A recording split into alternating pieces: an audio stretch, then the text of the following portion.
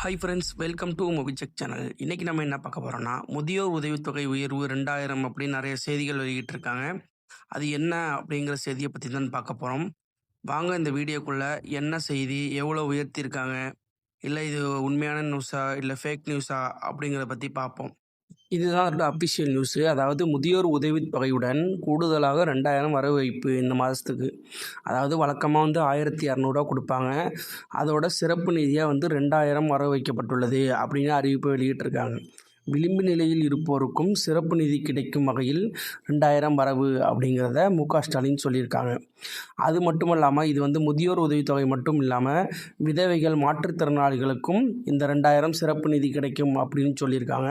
மொத்தம் 37,79,000 பேருக்கு இந்த 2000 சிறப்பு நிதி கிடைக்கும் அப்படின்னு சொல்லியிருக்காங்க. அது மட்டும் இல்லாமல் 1,62,900 மீனவ குடும்பங்களுக்கு 8,000 ரூபாய் மீன்பிடி தடைக்கால உதவித்தொகையும் கொடுக்கலாம் அப்படின்னு சொல்லியிருக்காங்க.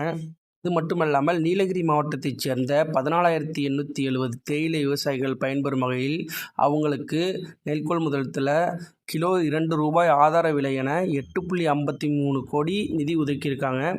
இதுதான் இதோட தகவல். இதுபோல் தகவல்களை தொடர்ந்து கேட்க நம்ம சேனலை மறக்காமல் சப்ஸ்கிரைப் பண்ணிங்க.